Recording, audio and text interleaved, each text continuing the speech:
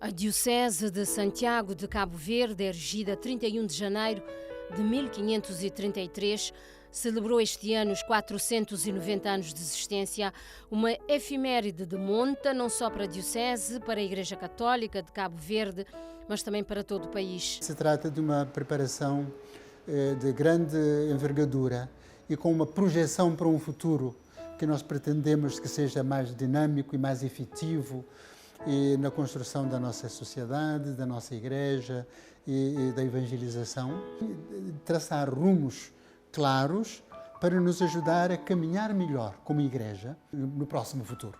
E nesta jornada de 10 anos para essa igreja do próximo futuro, qual é a abertura e disponibilidade da Igreja Católica em Cabo Verde para análise e esclarecimentos das grandes questões que hoje inquietam a sociedade contemporânea? Face à pergunta, Dom Arlindo Furtado foca nas grandes questões teológicas, doutrinais e normativas ou disciplinares com que a Igreja Católica se defronta desde o Concílio Vaticano II, 1962-1965, e que ficou conhecido como o Concílio do Ajornamento, para parafrasear o Papa João Paulo XXIII, que convocou o concílio. O concílio produziu importantes documentos teológicos pastorais, de entre os quais a Constituição Pastoral, Gaudium et Spes, que versa sobre a Igreja no mundo atual, um documento de suma importância para se entender a vontade da Igreja Católica de se adaptar ao mundo do pós-Segunda Guerra Mundial. Há um consenso quase generalizado entre os estudiosos da história da Igreja do século XX de que o Concílio Vaticano II atesta a dimensão visionária do Papa João XXIII, que de resto ficou conhecido como o Papa Bom. Envolvidos quase 60 anos sobre o encerramento do concílio e considerando as profundas transformações ocorridas no domínio da política e da geopolítica internacional, no domínio da ciência e da técnica, torna-se legítimo levantar a questão em torno da atualidade de um concílio como o do Vaticano II. Quão atual permanece o Concílio Vaticano II? Ou seja, é tempo de alinhar a Igreja com os novos tempos? O Concílio Vaticano II, nos seus documentos, sobretudo as suas 4 constituições, portanto, aprofundou os ensinamentos da Igreja e para ajudar a Igreja, compreendendo a realidade atual, como abordar, como lidar e como fazer passar a mensagem de Jesus Cristo.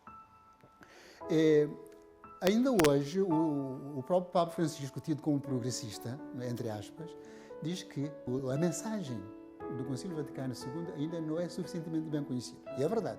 Se nós perguntarmos aos jovens de hoje, os cristãos praticantes, jovens cristãos praticantes, o que é que diz o Concílio Vaticano II em determinados documentos e constituições, não sabem. É por isso que a Igreja agora, que em 2025 vai celebrar o jubileu da Igreja Universal, não é? Portanto, incentivou a Igreja, a Diocese, as igrejas particulares e as conferências episcopais a fazer uma edição específica das 4 constituições para divulgar e dar a conhecer, porque não, guardam estes pés. Quantos jovens nossos e quantos até intelectuais nossos ou cristãos nossos que leram o Gaudium et Spes, que leram a Lumen Gentium, que leram a Sacrosanctum Concilium, por exemplo. Portanto, continua atualíssima a mensagem do Concílio Vaticano II nas suas 4 constituições fundamentais. Precisamos conhecer, a Igreja deve fazer mais para divulgar isto e estudar, também agir pastoralmente em conformidade com a mensagem de Vaticano II. O cardeal bispo Dom Arlindo Furtado contextualiza o conceito da modernização e esclarece que há o contexto ideológico, social ou político que pode não coincidir com a atualização no âmbito da Igreja e afirma que a modernização não é adaptar-se às modas. A mensagem do Evangelho não se adapta ao pensamento ou à moda ou à ideologia de cada época ou de cada momento histórico. Jesus Cristo ensina-nos as verdades fundamentais, e então nós vamos ver como é que vivemos essas verdades fundamentais em cada momento. Esse é o papel pastoral da Igreja e que os concílios devem procurar atualizar. Ainda sobre o Concílio Vaticano II, há quem veja o Concílio de Trento de 1547 a 1563, como Concílio dos Bispos. O Concílio Vaticano I, 1870 a 1871, como o Concílio dos Papas. E o Concílio Vaticano II, 1963 a 65, como o Concílio do Povo de Deus. O Concílio de Trento, eu não diria que foi propriamente o Concílio dos Bispos ou simplesmente do clero, o Concílio da Igreja, porque naquela altura a necessidade premente com a reforma, portanto, de Lutero, era clarificar e dar orientações claras sobre a questão e papel do clero dentro da Igreja. Portanto, era assunto prioritário na altura. O Concílio Vaticano II foi convocado numa altura em que a Igreja precisava ter um conhecimento mais aprofundado de si mesma, e o Concílio conseguiu reconhecer que todos os batizados que fazem parte da Igreja têm um papel importante. Tal problema do clericalismo, que a Igreja, que o Vaticano II veio pôr no seu devido termo. Quer dizer, o clero tem um papel na Igreja, mas os leigos têm um papel importante também. É um papel de integração, de complementariedade. Por isso que se incentiva muito que todos os leigos que possam também ter uma formação teológica, uma formação bíblica, uma formação canónica, para ajudar a Igreja a ser mais Igreja. A Escola Universitária Católica, recentemente fundada, poderá sem dúvida contribuir para a promoção da participação dos leigos na vida da Igreja e abrir campo para o maior número de pessoas formadas. Houve uma luta grande, um esforço grande aqui no nosso país, nas duas dioceses, para que a catequese, não é? Que todos os nossos catequizandos tivessem pelo menos 10 anos de formação catequética, para dar uma cristã sólida, a fim de, no mundo de hoje, com todas as suas exigências, não é? Um mundo multidisciplinar, um mundo de muitas exigências, de muitas propostas, termos elementos suficientes para termos uma atitude criteriosa quando lidamos com qualquer assunto. Na Igreja, há aquilo que agora estamos a refletir e aprofundar, é sinodalidade. Na Igreja deve haver espaços de diálogo, de debates, de aprofundamento, de decisões, de prestar contas. Colocando tônica nas questões mais candentes, destacamos o celibato compulsivo ou obrigatório para se exercer o sacerdócio ministerial. É quase consensual entre os especialistas que o celibato dos padres não se prende com questões dogmáticas ou mesmo doutrinárias, mas sim se trata de uma forma disciplinar introduzida muito tardiamente nos séculos medievais, mais precisamente por volta do século XI. Uma das teses mais sólidas em torno desta questão advoga que a Igreja impôs o celibato aos padres por razões financeiras, já que os clérigos que têm filhos deixariam os seus bens para a Igreja. Dom Arlindo Furtado é convidado a falar da sua posição e da posição da Igreja sobre a matéria. Primeiro, o termo celibato compulsivo. Obrigatório ainda admito um bocadinho. Compulsivo é mais forte, me parece, né?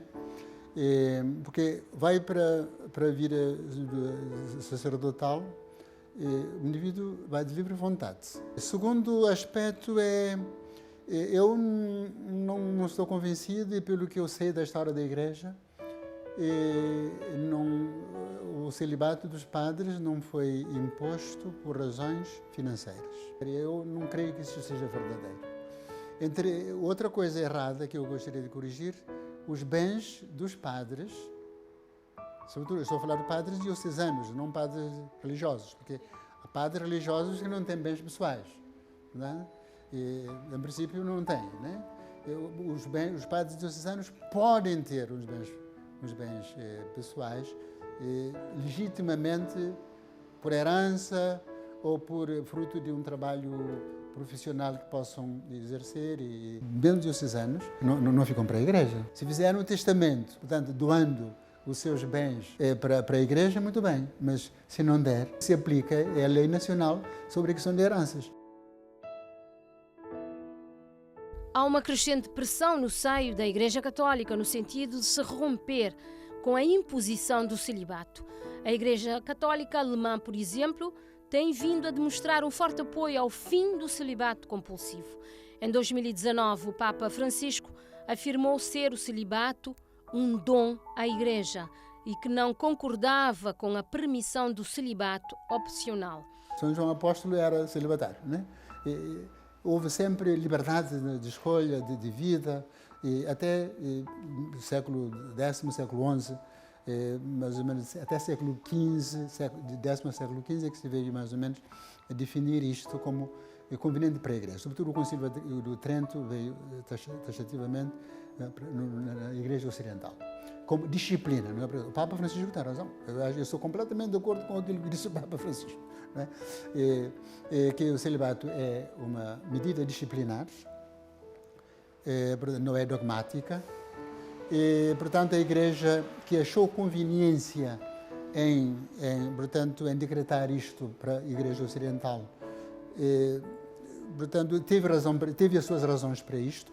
As versões do chamado cristianismo reformado, nascido com a reforma protestante do século XVI, rejeitaram o celibato dos padres e hoje as igrejas protestantes continuam a rejeitar o celibato. Os cristãos ortodoxos também rejeitam o celibato e há até igrejas cristãs em comunhão com Roma, nomeadamente todas as igrejas do chamado rito oriental, que igualmente rejeitam o celibato. É protestante porque protestou contra certas coisas da igreja, não só contra o celibato. Eu não gostaria de insistir muito na questão de rejeição. O termo rejeição é muito complicado. Eu acho que não é o termo exato. Há comunidades de freiras e de religiosos dentro de certas comunidades protestantes que são celibatários. É uma opção. Os ortodoxos também têm duas opções. Portanto, antes da ordenação. Antes da ordenação, o indivíduo opta. Mas depois de ordenado, não. Por exemplo, para ver, a Igreja Ortodoxa, portanto, está separada de Roma desde o século XI. E para as igrejas ortodoxas, os bispos habitualmente são celibatários. Por quê? Lá tem as razões deles, né? Portanto, para ver que o celibato não é o caso único da Igreja Ocidental. Por ocasião do 10º aniversário da sua eleição, o Papa Francisco disse que não pretende mudar a prática da Igreja sobre o celibato e que ainda não se sente pronto para reconsiderar. E acrescenta que se trata de uma questão de disciplina que não tem nada a ver com dogma. Não é por acaso que o Papa Francisco disse: eu não estou preparado para alterar essa norma. Não é por acaso, porque é um peso. É algo de muito importante que mexe muito com o funcionamento da Igreja. Portanto, poderá vir a ser alterado. Algum Papa que... Isto não é apenas só a vontade de um Papa, porque o Papa está em Roma, mas quem está nas comunidades, não é? São os bispos, não é? E que lidam diretamente com a realidade complexa. Portanto, é uma coisa que deve ser muito bem estudada, deve ser muito preparada quando for, se vier a ser. Quando for e se vier a ser. Portanto, isto fica em aberto. Há essa possibilidade, sim, mas se vier a ser, tem que ser muito discutida, socializada ao nível de toda a Igreja. Sou convencido que na Igreja haverá sempre sacerdotes celibatários, como haverá monges e monjas e religiosos e religiosas, portanto, celibatários. Haverá sempre. E a Igreja cabo-verdiana está preparada para se alinhar com uma eventual reforma sobre o celibato dos padres? Aqui em Cabo Verde o problema não está estudado. Em Cabo Verde, como noutras comunidades, sobre a questão de se um dia vier a se dar permissão que o padre seja ou celibatário ou não, é uma coisa que tem que ser estudada, socializada, portanto partilhada, para que qualquer situação possa ser acolhida com normalidade. Eu sei que é um assunto que incomoda, mas não devia incomodar. Não devia incomodar. Mas Jesus, o celibato não constitui uma norma dogmática, um princípio dogmático, é apenas uma norma disciplinar que se foi consolidando na tradição da Igreja. Mas, por exemplo, em toda a Idade Média, ou no período patrístico, nos primeiros 5, 6 séculos da Igreja, o celibato não era a norma vigente. Aliás, na Idade Média, o grande apelo dos bispos ou das autoridades eclesiásticas era que os padres evitassem, por exemplo, batizar os seus filhos com pompa e circunstância e com todo aquele luxo.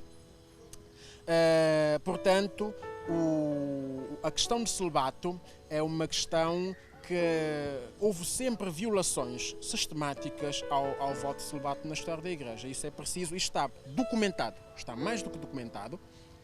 Agora, o Concílio de Trento, lá está, o grande concílio da disciplina da Igreja, o concílio que vai impor uma certa disciplina e vai à questão do celibato também. O celibato não é uma invenção da Igreja, tem as suas raízes bíblicas. Dom Arlindo Furtado diz que toda a contestação à volta do celibato dos padres tem muito a ver com a ideia de que não é possível uma vivência privada do sexo. Muitos problemas que se põem hoje, a insistência que vem sobre como é possível viver sem fazer o sexo. Como é possível? Vem por causa da influência da revolução sexual, da cultura sexual, da ideologia sexista que se criou a partir daí. Percebe? Portanto, as pessoas que põem esses problemas são mais pessoas que não são cristãos católicos praticantes. São católicos não praticantes ou não católicos que põem mais esse problema para nós. O problema é que nos incomoda a eles mais do que internamente no seio da Igreja. Portanto, eu gostaria que isso ficasse claro. Agora, na verdade, há certas pessoas, mesmo dentro da Igreja, que põem também essa questão, não há dúvida, mas a maior pressão vem aí de fora. A partir de maio de 68, a Revolução dos Jovens, e a consequente revolução sexual, não é? Cuja consequência ainda vivemos agora. Não é? Muita coisa que acontece agora à volta do uso da sexualidade, prática da sexualidade e seus derivados, não é? Vem dessa altura. Não é? A revolução sexual simplificou demasiado o sexo. Tanto distinguiu o sexo da antropologia, do conjunto da realidade humana, da sua vida e das suas relações. Não é?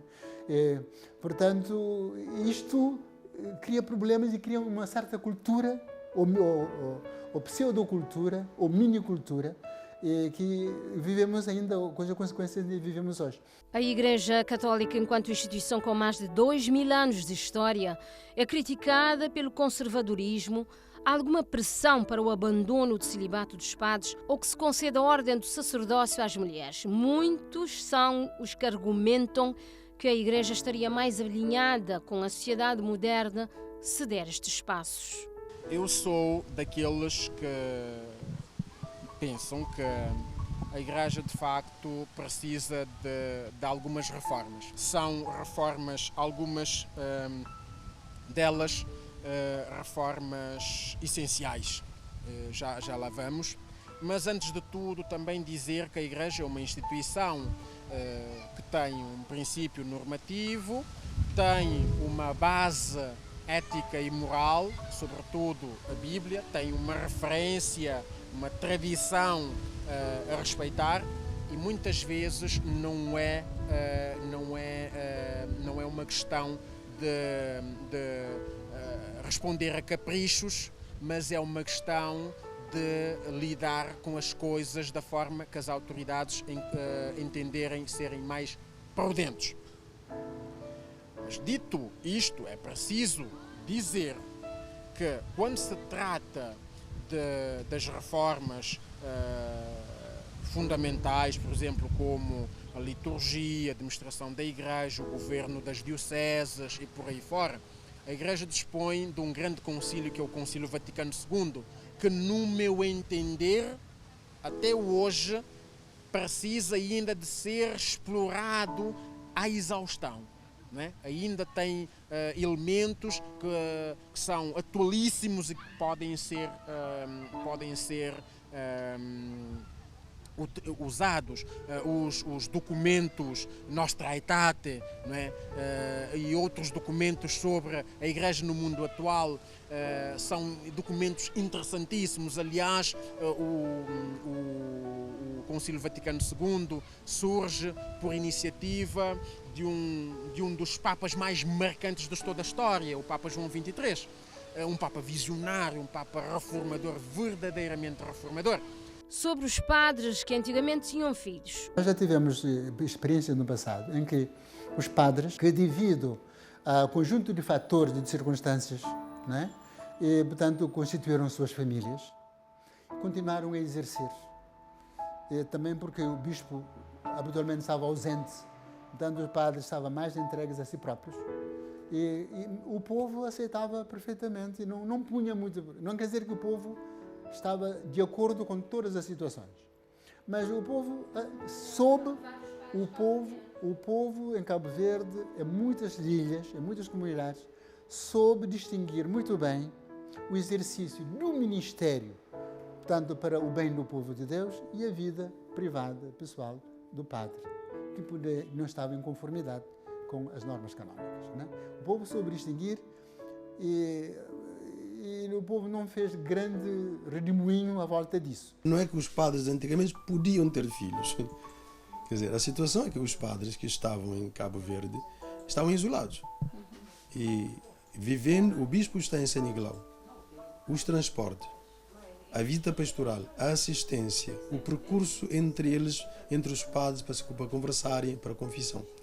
E muitas das vezes, onde estavam a viver, acabaram por arranjar filhos, famílias. Uma coisa, educaram os filhos. Não deixaram de ir à igreja, não deixaram de batizar os seus filhos, nem de nos sacramentos. E não preteriram os filhos ao trabalho apostólico. Então, e as pessoas, vê-se aquilo que temos, de uma forma pacífica, natural, as pessoas aceitavam isto. O que acontece? Com a implantação da República, em 1910, o seminário foi fechado, porque temos o seminário e o liceu. O liceu foi transferido para São Vicente e o seminário foi fechado. De 1917 até 1957 não temos uma estrutura de formação. E esses padres que foram formados em San Nicolau, nas suas paróquias, sem contacto, sem renovação vocacional, acabaram por ter os filhos, cuidaram dos filhos, os bispos visitavam os padres e os filhos estavam ali, registaram os filhos, coisa que é rara, daí que muitas das propriedades da igreja estão no nome dos filhos desses padres, enquanto nós temos os grandes senhores que tinham os filhos, não podiam registrar, aquele filho de fora, filho de dentro. Mas estes padres registaram os filhos, cuidaram, sem preterir o trabalho apostólico e a escolarização dos outros. Em 41, com Dom Faustino, ele encontrou todos esses padres em exercício, mas já estavam todos velhos e doentes. Esses mesmos padres escreveram ao bispo: agora que tem padres novos, competentes, com capacidade, nós queremos deixar o lugar e pedir perdão a Deus. São coisas bonitas. A carta desses padres todos que reconhecem que a vida... Existem estas cartas. Existem essas cartas. E eram quantos padres? Quer dizer, o padre Porfírio, que está na Boa Vista, o pai do Aristides Pereira, o padre Duarte aqui na praia, o pai do Abílio Duarte. Por sinal, estes padres são pais de grandes homens e mulheres que governaram Cabo Verde e estão aqui neste trabalho. Quer dizer, vê-se que receberam essa educação. Quem vê o perfil do Aristides Pereira, a serenidade dele, toda a postura dele, e esta inteligência do Abílio Duarte, a firmeza, aquela coisa toda de ser poeta, e também o do padre Joaquim. Quando José Correia, que era o vigário-geral, também teve filhos, ele veio à praia de San Nicolau, ficou a trabalhar até morrer. Porque uma coisa foi a situação que eles caíram de vida, mas eles mantiveram sempre fiel. Eles não justificaram a situação deles para reivindicar outras coisas, mas assumem que a situação deles não está conforme aquilo que a igreja exige, mas eles mantêm a fé. E quando chegam os missionários, eles livremente aceitam. Por exemplo, em Santa Catarina, quando chegam os espiritanos, o próprio padre Benjamin Pinto Calho, ele mesmo foi à igreja falar com as pessoas para receberem os padres, porque os padres não foram bem recebidos, esses espiritanos, porque os outros vestiam batina preta, usavam barrete, andavam na mula. Os espiritanos que chegaram andavam batina branca, com barrete. Então foram chamados de maçônicos, maçong.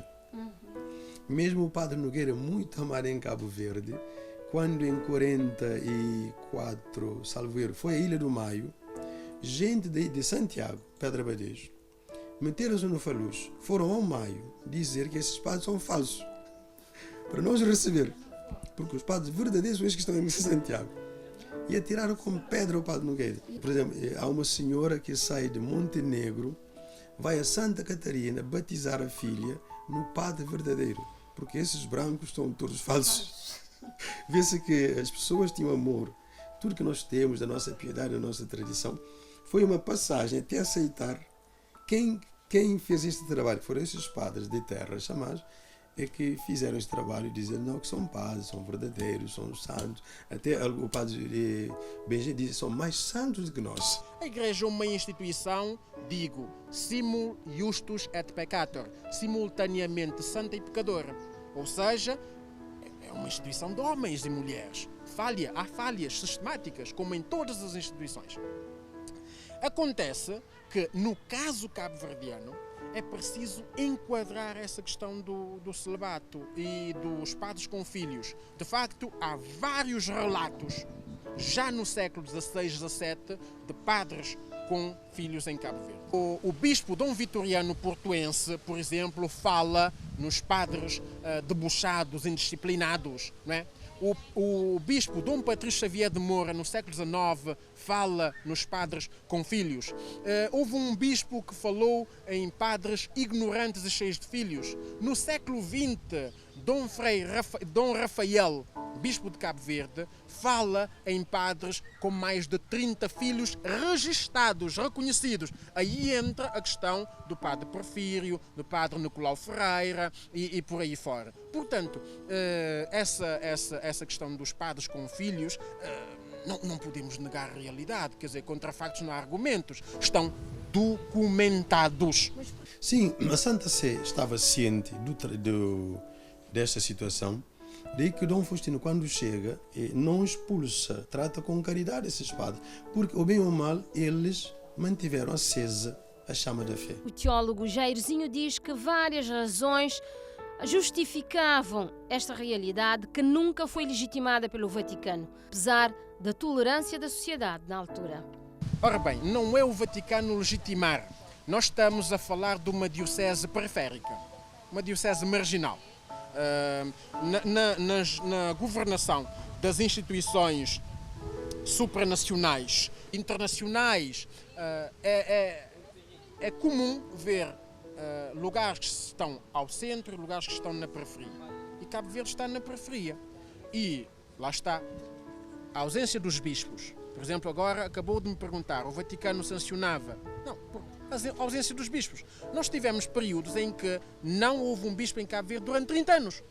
Havia altura em que os bispos estavam cá, mas os padres tinham filhos na mesma.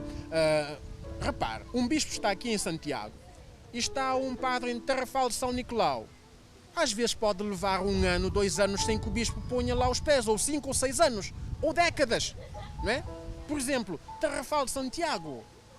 Houve alturas em que eu tenho dados de bispos que tentaram chegar a Tarrafal de Santiago, chegaram a Beira das Pratas e tiveram de voltar para trás.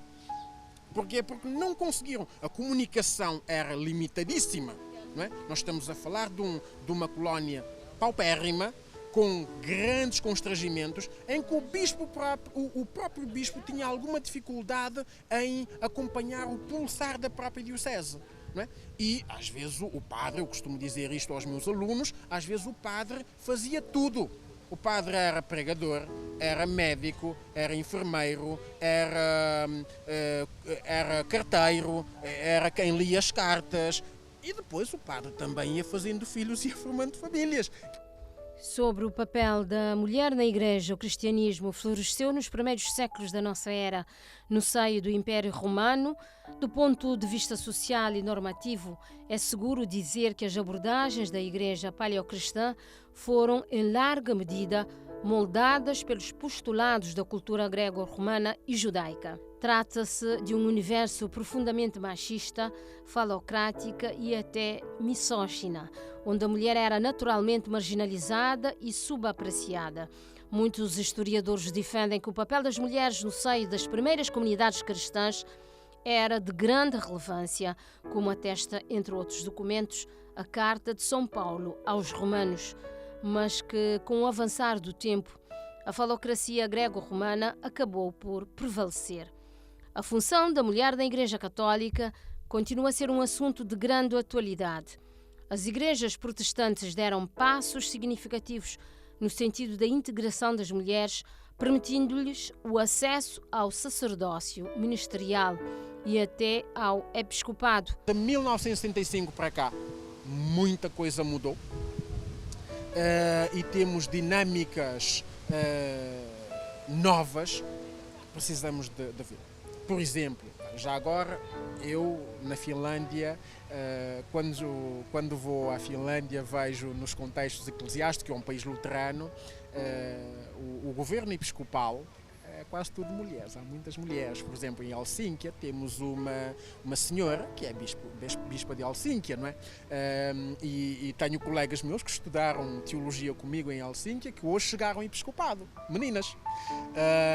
E ainda na semana passada foi ordenada a primeira mulher pastora, né, na Palestina, né, da Igreja Luterana, na Palestina. Imagina, na Palestina, primeira mulher.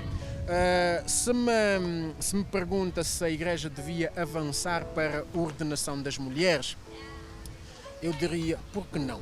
Não se trata de responder a caprichos. Talvez é tempo da Igreja pensar nesta matéria. Pois é certa, a preponderância, a relevância das mulheres nas comunidades primitivas era muito grande. Mas esta relevância foi sendo afogada pela misoginia greco-romana, não é? E judaica.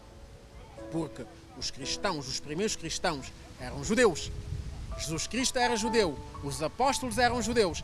E a misoginia, não é, dos judeus, dos gregos e dos romanos acabou por abafar a relevância das mulheres nas comunidades cristãs. Hoje as coisas mudaram. E vou-lhe dizer, por exemplo, neste país e no mundo, a preponderância das mulheres é cada vez maior. É uma questão de tempo. Eu acho que o Papa Francisco tem vontades, mas o governo da Igreja é uma coisa complexa, muito complexa. Há interesses, há tendências, há inclinações, há resistências. Eu acho que o pontificado do Papa Francisco vai produzir frutos, mas eu costumo citar sempre um poeta romano, Virgílio, no Canto das Bucólicas, onde a certa altura ele diz: Carpent tua poma nepontes. Carpent tua poma nepotes. Ou seja, os vindouros colherão os teus frutos. Ou seja, o Papa Francisco neste momento pode muito bem estar a lançar as sementes para as reformas futuras. Está a preparar um caminho. Não tenho dúvidas que estas reformas vão acontecer. A mulher hoje já tem um papel de alguma relevância na Igreja, é preciso dizer.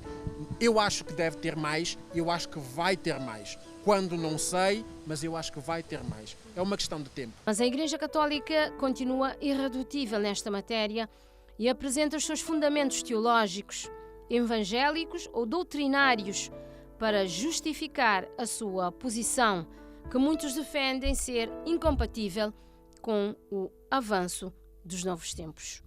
Jesus Cristo foi aquele que deu, de facto, a todos os seus discípulos um papel importantíssimo. O papel número 1 na Igreja pertenceu, depois de Cristo, Nossa Senhora, Mãe de Jesus. Portanto, ela é a rainha dos apóstolos, a rainha dos sacerdotes, né? É a mãe dos sacerdotes e a mãe de todos. E Jesus Cristo deu a dignificação da Igreja, era acompanhado por homens e mulheres, né? Grupo de mulheres e grupos de homens, e não fez distinções, mas deu papéis específicos. As mulheres era para Jesus Cristo a expressão maior do amor.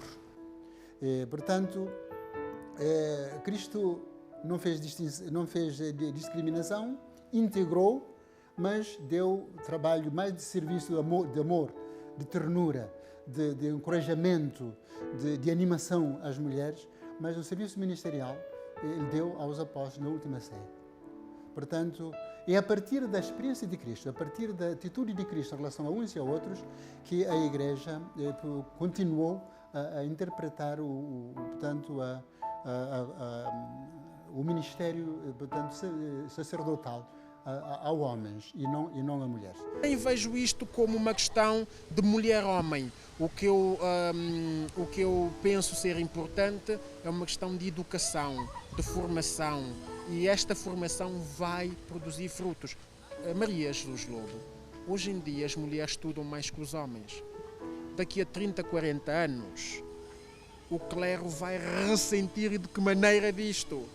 E não há alternativas. As mulheres um dia vão ter acesso ao sacerdócio. Não tenho dúvidas disso. A Igreja Católica suporta a sua posição numa sólida base bíblica, citando o exemplo de Cristo. Se Cristo, que tanto amou as mulheres, amou a todos, não concedeu a ordem, portanto, de ministerial às mulheres, portanto, no que diz respeito ao exercício do ministério sacerdotal, e a Igreja não se sente, portanto, capaz de alterar essa atitude de Jesus Cristo. Mas eu queria destacar uma outra coisa. Hoje, durante os séculos, né, ao longo da história, o uso do poder espiritual do sacerdote foi se confundindo com o poder do estatuto social, de influenciação.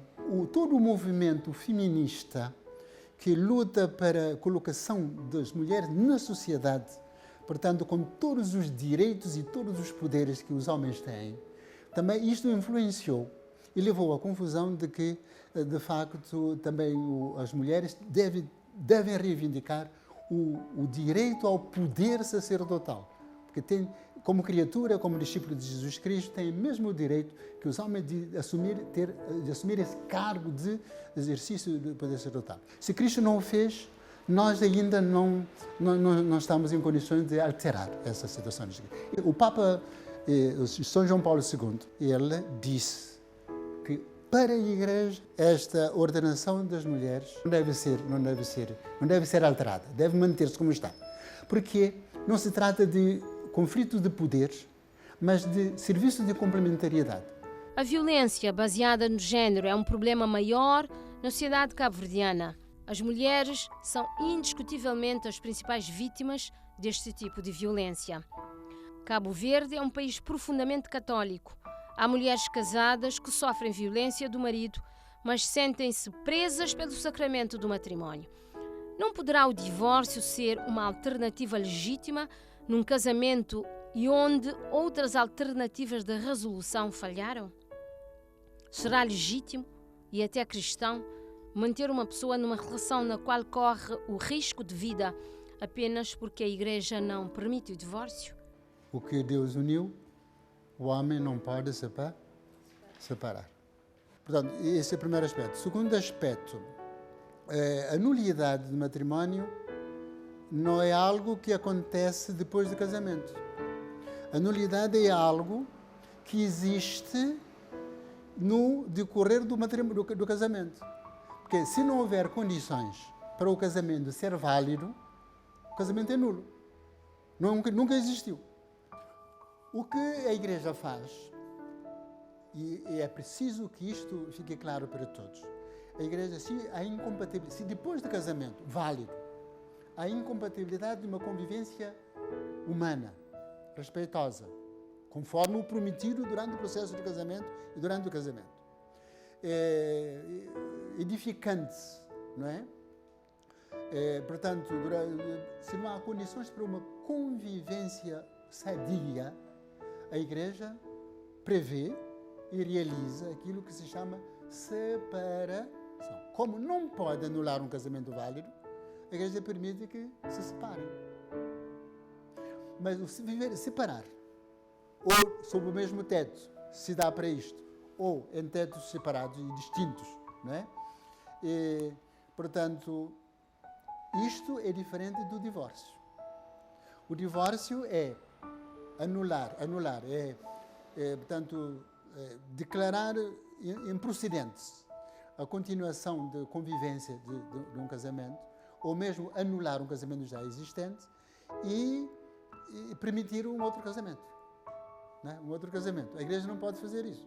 E por isso, as pessoas separadas não podem contrair um outro matrimónio enquanto o esposo ou a esposa estiverem vivos. O pontificado do Papa João Paulo II, 1978-2005, ficou marcado por um conjunto de controvérsias ético-morais, entre os quais o uso de contraceptivos, incluindo o preservativo.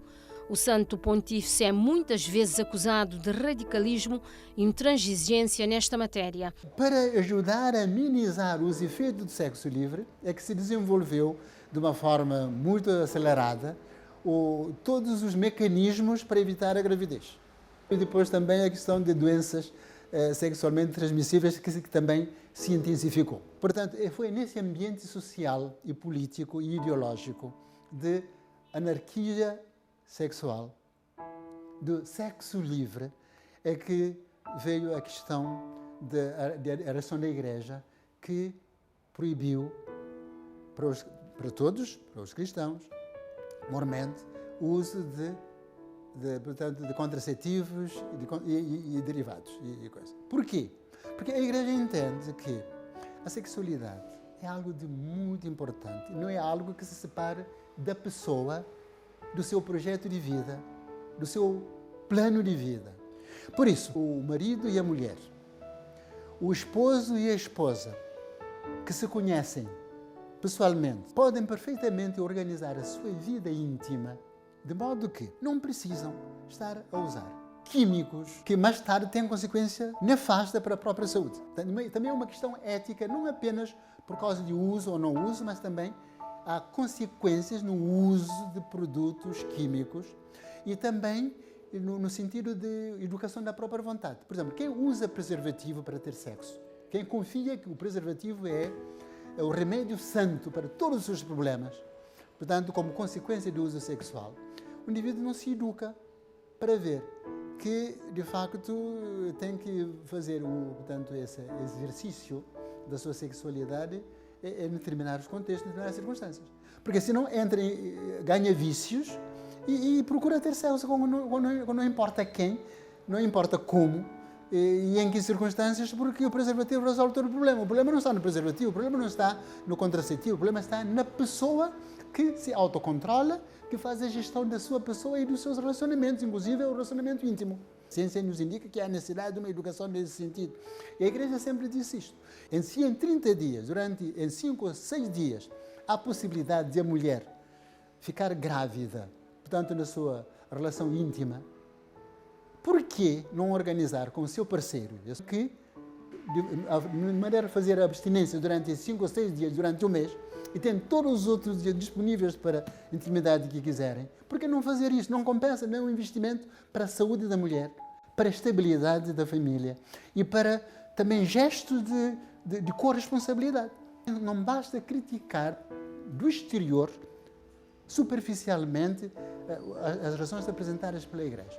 É preciso conhecer, estudar a antropologia, a teologia, a ética e também a implicação do amor recíproco.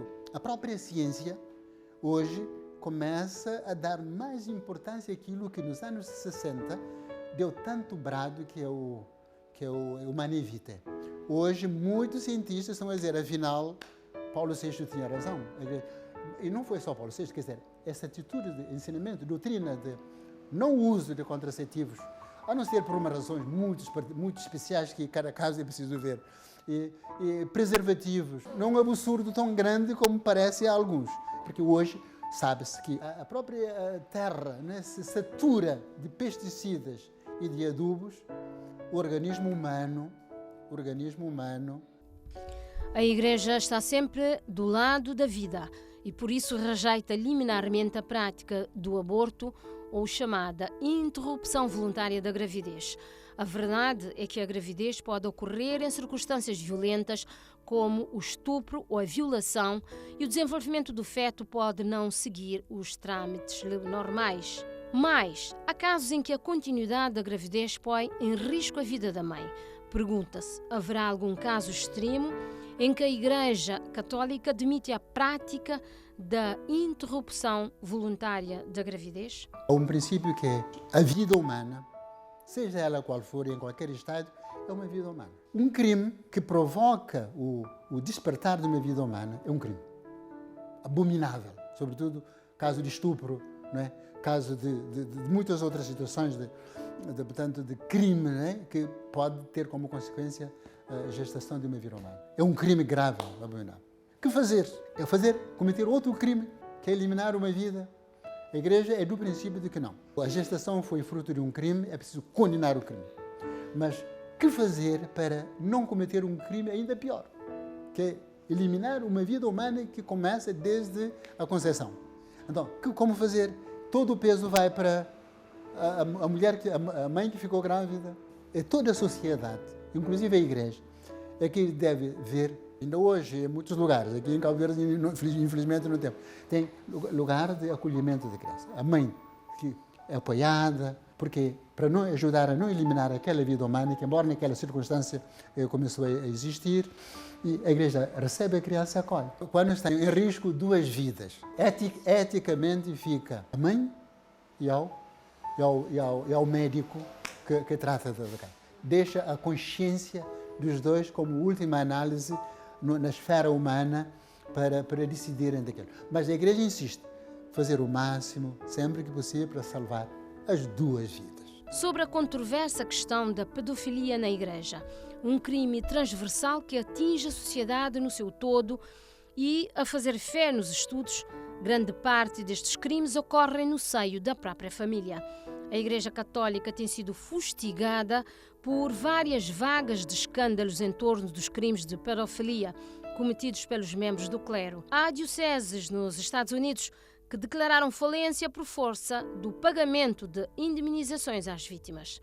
Em Portugal, há neste momento vários padres suspensos na sequência de uma investigação sobre a pedofilia no seio da Igreja. Em Cabo Verde não se conhecem casos de pedofilia no seio da Igreja, mas o cardeal Dom Arlindo Furtado não se mostra indiferente às vagas de escândalos pelo mundo fora e deixa a sua percepção do problema que classifica de complexo, muito sério e que precisa de atenção da Igreja, que é parte integrante da sociedade. Já ouvi isso diretamente de alguns especialistas, que habitualmente as pessoas que abusam nas crianças, na maior parte dos casos foram pessoas que foram abusadas e habitualmente procuram abusar de crianças na mesma idade em que foram abusadas.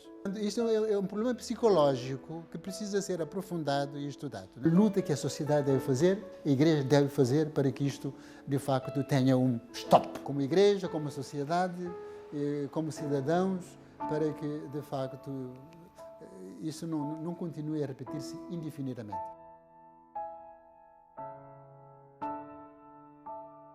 Eu, pessoalmente, acho que a questão da pedofilia merece um outro tratamento no seio da Igreja. Acho uma das medidas que eu defendo é quando se comete um crime de pedofilia, disto que estamos a falar, é um crime, que os criminosos, sejam eclesiásticos ou seculares, sejam julgados em tribunais civis. Sou contra toda e qualquer proteção aos pedófilos, sou contra todas as formas de escamotear ou de esconder casos de pedofilia. Dito isto, devo realçar um elemento importante. A verdade é que a pedofilia é um problema transversal. Não afeta apenas a Igreja. Afeta as famílias, afeta as instituições, afeta a sociedade em geral. Mas muitas vezes é muito mais cómodo falar da pedofilia apenas na Igreja. Mas nós aqui em Cabo Verde sabemos infelizmente sabemos por experiências próprias de que temos casos sistemáticos de pedofilia na sociedade. É preciso dar um combate sem tréguas ao crime da pedofilia. Padre ou não, bispo ou não, é preciso um combate sem tréguas. E eu entendo que as autoridades máximas na Igreja, desde o Papa, se esconderam ou se não sei, porque não tenho documentação, não tenho provas que me permitam dizer se houve tentativas de esconder ou não. O que eu sei é que a Igreja tem o dever de promover o julgamento e a punição dos membros do clero que se deixam apanhar no crime da pedofilia. No campo da sexualidade e das orientações sexuais, o mundo evoluiu numa direção manifestamente contrária às posições da Igreja. Portanto, Deus criou o homem e a mulher para se unirem, se complementarem, se entreajudarem e tornarem o mundo mais humano e mais feliz. Esta é a posição clara e definitiva da Igreja. Pode haver situações de desvio. São fatores hoje que a psicologia dá resposta. Portanto, não é condenável que o indivíduo, por razões extras, tenham essa tendência. A Igreja, claro. Até o Papa Francisco disse que uma pessoa até com essa tendência de homossexualidade até pode ser padre. Mas aprendendo a lidar e a gerir essa tendência de modo a não entrar na fase do exercício da homossexualidade. O Papa Francisco disse isso, eu estou de acordo. Não é? Mas não exercício, porque isto é antinatura, é contra a natureza. E por mais que doa essa expressão a muitos que não querem ouvir isto, mas é verdade. É normal ter tendência, devido a determinados fatores que intervieram na vida, no processo de crescimento, de desenvolvimento da pessoa. E certos casos podem ser curados. Não é pecado ter essa tendência, mas o indivíduo tem que ser apetrechado, preparado, ajudado e capaz de controlar a tendência para não exercitar. Porque o exercício de relações homossexuais, isto para nós, para a Igreja, é pecado porque é contra a natureza. O cardeal e bispo da Diocese de Santiago é citado como um respeitado intelectual. Traduziu o texto original grego para a língua portuguesa, os livros dos Provérbios Eclesiásticos e Ben-Sirá. Estas traduções integraram a chamada Bíblia dos Capuchinhos, publicada pela Difusora Bíblica em Lisboa e Fátima em 2003. Eu colaborei na tradução da Bíblia, dos livros do Antigo Testamento, que integra a Bíblia dos Capuchinhos, numa equipa de tradutores, a partir do original. Os livros do Antigo Testamento, os textos disponíveis, né, que chegaram, tanto que chegaram ao conhecimento público, uns estão em hebraico, a maioria, e outros estão escritos em grego, portanto, sobretudo grego de Alexandria, né, grego bíblico, né, grego koiné. Fala-se hoje muito na promoção da língua crioula ou cabo-verdiana. A Presidência da República tem em curso um projeto de tradução da Constituição da República de Cabo Verde para a língua crioula. A Igreja do Pós-Vaticano II promove a transmissão dos textos sagrados em línguas nativas.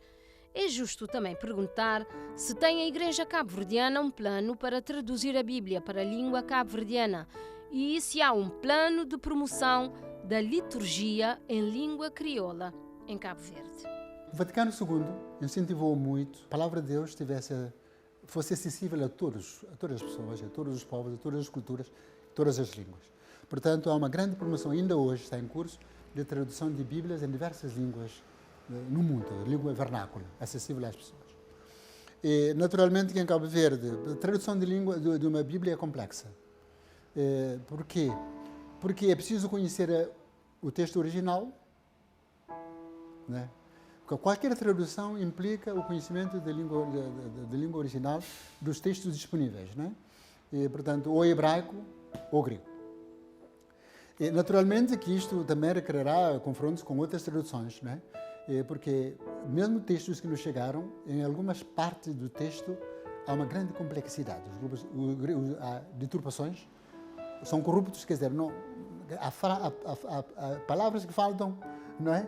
E há frases que faltam, então é preciso todo um estudo científico para comparar outras situações semelhantes. Quer ver, a publicação de edições críticas com estes estudos todos, porque a partir desses textos críticos é que nós podemos fazer um trabalho com base mais sólida. Portanto, aqui em Cabo Verde, com certeza, há uma ideia circular que está a ser trabalhada para ver se nós também poderemos avançar nesse aspecto. Já houve várias tentativas no passado, mas foi a partir do texto em português que tentaram também fazer a versão para o crioulo, sempre de uma forma parcial. Felizmente temos também padres que conhecem melhor hoje a língua hebraica, a língua grega, os estudos bíblicos, que nos poderão dar um contributo fundamental. A Igreja Católica é um parceiro social de peso do Estado de Cabo Verde. A concordata entre a Santa Sé e o Estado de Cabo Verde, que este ano completa 10 anos, é prova disso mesmo. O processo de implementação da disciplina de moral e religião católica nas escolas públicas do país, ainda na fase experimental, já conta com mais de 7.000 alunos a nível nacional e vai ser alargado no próximo ano letivo. De facto, no dia 13 de junho próximo, nós vamos celebrar 13 anos. 10 anos da assinatura do acordo jurídico entre a Santa Sé e o Estado de Cabo Verde. E foi uma coisa boa, oportuna, acho muito importante para a Igreja e para a sociedade cabo-verdiana. Embora nem todos dão o mesmo valor, mas nós sabemos da importância que tem esse acordo jurídico para a pacificação do relacionamento entre a Igreja e o Estado, seja qual for o partido que estiver no poder. Segundo, há necessidade ainda de avançarmos sobre o estabelecimento de normas de aplicação de certos articulados. Há uma equipa a trabalhar, uma equipa paritária a trabalhar nessa matéria. Espero que, com o tempo, o resultado comece a aparecer. E concretamente, na questão de aplicação, implementação do ensino moral de religião católica no ensino em Cabo Verde, nós começamos, portanto, há 3 anos, 2019, se não estou em erro, que nós começamos. E as coisas têm melhorado. Houve muitas dificuldades, muita resistência da parte dos governos. Portanto, alguma abertura e muitas resistências. Quer dizer, um misto tanto de um governo anterior, depois como também do governo, não da família, sobretudo do governo mesmo.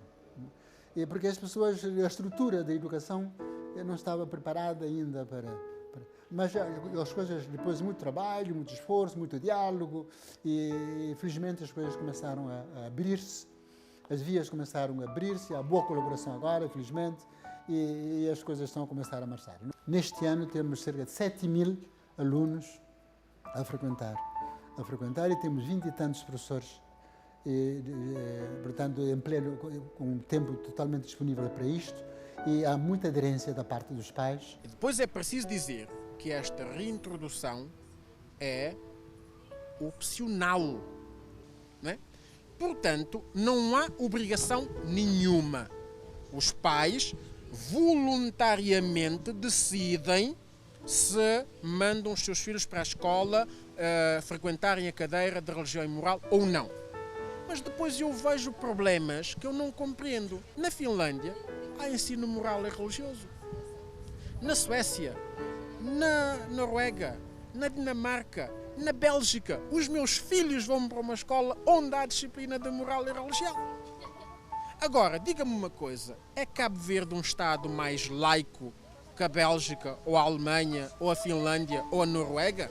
A laicidade do Estado não é atacar a espiritualidade, não é anular a espiritualidade. A laicidade do Estado passa pela garantia de tratamento igual às confissões religiosas. Não é? E depois dir-me-á, Mas as outras confissões não têm essa mesma concordata. Dir-lhe-ia, daqui a umas décadas ou daqui a uns séculos, quando tiverem o contributo, o peso da Igreja Católica, poderão ter a mesma coisa. Por exemplo, nós vamos ao Parlamento, a bancada do MPD e do PSV tem mais tempo que a bancada do CID. Porquê? Porque se tem a maioria dos deputados. Quer dizer, a maioria em democracia é o governo da maioria. Portanto, a Igreja Católica tem um peso que as outras confissões não têm. Também dizer isto, o ensino de religião e moral, o conteúdo programático, não deve ser um conteúdo da catequese. Deve ser um conteúdo que promova valores éticos, morais, religiosos, porque não, não é? Eu não percebo esta sede de atacar tudo o que é espiritual, tudo o que é religioso, não percebo. O homem pode escolher seguir esta ou aquela confissão, pode escolher não seguir de todo, mas os outros também têm a liberdade de seguir aquilo que bem entenderem. A eleição dos papas, o Papa João Paulo II, 1978-2005, de nacionalidade polaca, foi o primeiro pontífice não italiano a governar a Igreja Católica desde Adriano VI, flamengo-belga do século XVI. Depois seguiu-se o Papa Bento XVI, de nacionalidade alemã, e o Papa Francisco, argentino. As escolhas dos últimos conclaves dão sinais de alguma abertura. Junto do cardeal Dom Arlindo Furtado, quisemos saber se há uma certa esperança na eleição de um Papa africano e se estão reunidas as condições. Olha, o Espírito Santo faz coisas que a gente não imagina, né? A eleição do Papa Francisco é um exemplo, mesmo João Paulo II, né? Mas não sei, quer dizer, eu já tive esperanças mais fortes. Neste momento não tenho assim, quer dizer, não penso, não estou a ver algum cardeal com proeminência aqui na África, atualmente, né? Que possa reunir consensos, de modo que, portanto, mas para a Igreja não é relevante que seja da África, que seja da Ásia, que seja da Europa ou das Américas. Para a Igreja é importante que haja Papa, como tem acontecido, grandes papas, grandes homens preparados para dar o seu contributo para a Igreja e para a sociedade nos tempos de hoje. O bispo Dom Arlindo Furtado apresenta ainda firmeza física e alguma jovialidade, mas vai aproximando da idade canônica de se jubilar. Quando foi purpurado, especulou-se que, como cardeal, iria escolher um bispo auxiliar para a Diocese de Santiago de Cabo Verde. Não o fez. Questionado agora se pensa um dia ter um bispo auxiliar e se este sucessor será um padre da Diocese ou terá de vir de fora, por exemplo, o Dom Teodoro do Brasil, Dom Arlindo Furtado confirma que está próximos dos 75 anos, idade limite para um bispo apresentar a carta de renúncia, e diz que prioridade agora não é ter um bispo auxiliar, mas sim apostar na formação dos padres para uma forte ação pastoral. Eu optei por não ter bispo auxiliar, porque eu só preciso de padre, sobretudo para trabalhar na pastoral, como é próprio do carisma do Papa Francisco, que também é a minha posição. Quer dizer, portanto, mas eu nos dias que ainda me faltam, não penso pedir um bispo auxiliar. Preciso de padres bem formados, especializados, para dar o seu contributo na pastoral, na reflexão na sociedade, na nossa escola universitária católica. E são prioridades para mim agora. Sobre o meu sucessor, eu estou a aproximar-me dos 75 anos, que é a idade da reforma canónica. Eu farei o meu pedido, né, na altura própria, com toda a naturalidade. Vou fazer outra coisa. Se eu estiver vivo e estiver em condições, vou ajudar onde for preciso, nas paróquias, nas comunidades. Quanto ao meu sucessor, não estou preocupado. Na altura própria, como eu disse, em relação ao próximo Papa, o Espírito Santo verá. E com a estrutura da Santa Sé e com o apoio, naturalmente, da Diocese, e quem que será escolhido. cabo-verdiano, acho que será cabo-verdiano. Que está cá ou que vem de fora, não sei. Portanto, mas um padre cabo-verdiano conhece bem a realidade cabo-verdiana e a sua complexidade, né, para facilitar o serviço. Tudo nas mãos de Deus, mas a seu tempo as coisas acontecerão como tem acontecido até agora. É de recordar que em 2018 o Papa Francisco promulgou um decreto indicando que os bispos e responsáveis da Cúria devem apresentar a renúncia ao atingir os 75 anos, submetendo-se à renúncia de seus deveres pastorais. O pontífice pode decidir prolongar o cargo depois de analisar o caso. Perto da idade canónica e no momento em que a Igreja Católica inicia a celebração dos 500 anos de presença em Cabo Verde, o bispo da Diocese de Santiago, Dom Arlindo Furtado, fala dos grandes serviços pastorais, discorre sobre as grandes questões teológicas, doutrinais e normativas na história da Igreja, com respostas de forte cunho espiritual, respondendo sobre questões candentes que hoje preocupam e desafiam a Igreja e a sociedade contemporânea. No meio de tantos desafios, a Igreja Católica em Cabo Verde assume durante 10 anos provocar uma celebração de esperança rumo ao jubileu em 2033.